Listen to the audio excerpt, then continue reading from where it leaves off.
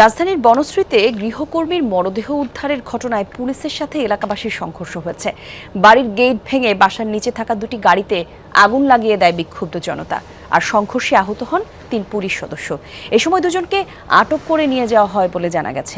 আর এই মুহূর্তে সেখানে আছেন আমাদের সহকর্মী রাজীব আহমেদ, সরাসরি তার সঙ্গে যুক্ত হচ্ছি। রাজীব, একটু জানাবেন বর্তমানে কি পরিস্থিতি সেখানে? এই যে বলছিলাম যে রাজধানীর বনশ্রীতে যে ঘটনা ঘটলো আর গৃহপরিচালকার যে মরদেহ পাওয়া গেছে, তারপরে যে সংঘর্ষ হয়েছে, এ সম্পর্কে বিস্তারিত কি তথ্য আপনি জানাতে পারেন?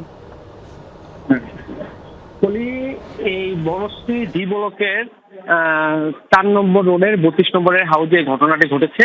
এখানে আমাদের কাছে পুলিশ যেটা জানিয়েছেন আমাদেরকে, যে সকাল ৮টার দিকে ট্রিপল লাইনে কল আসে যে ৪ নম্বর রোডে একটা মৃতদেহ পাওয়া গেছে।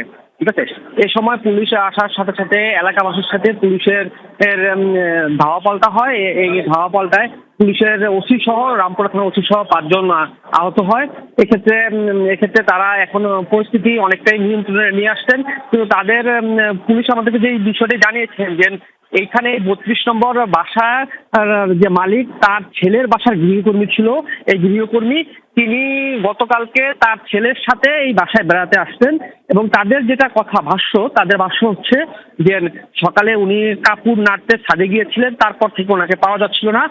পরে তারা জানতে পারে যে তখন ওনার মৃতদেহ নিচে পড়ে আছে। এরকমটাই ওনারা আমাদেরকে জানিয়েছেন।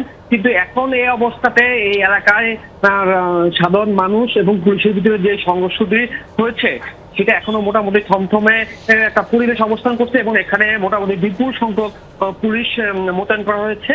এবং মতিঝিল থানার ডিসি আমাদেরকে জানিয়েছেন যে এই বিষয়টি আসলে কেন ঘটছে বা সেটা নিশ্চয়ই আপনাদেরকে পরে জানাবে।